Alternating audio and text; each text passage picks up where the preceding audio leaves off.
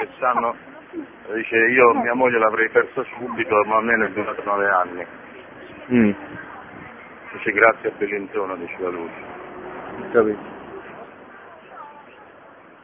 Beh, tra 9 anni, insomma, state bene, mi posso anche permettere di lasciarvi, anche prima. O no? Non smettila. Smettila. Guarda che cazzo mi fa campare? Perché sta sempre qua. Certo. A me mamma mi aspetta. Va bene. Lei ha pure salutato. Vabbè. Tutte cose, non mi preoccupate. Non mi porto niente nella barra.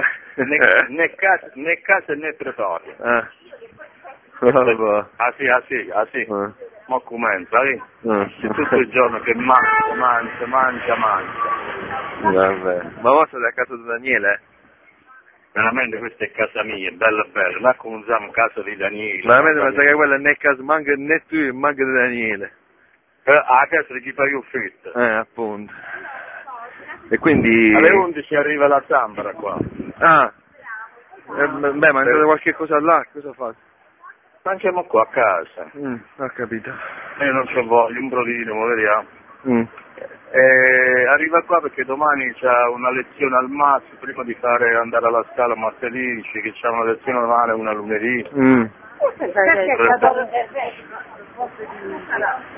Noi domenica, domani mi voglio riposare perché sto un po' ancora a terra, ho freddo, fanno un palazzo di freddo qua.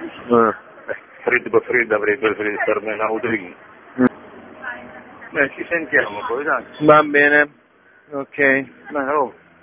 Saluti, Patrizia, a tutti. Tanti saluti. Ciao. Ricambia. Ciao.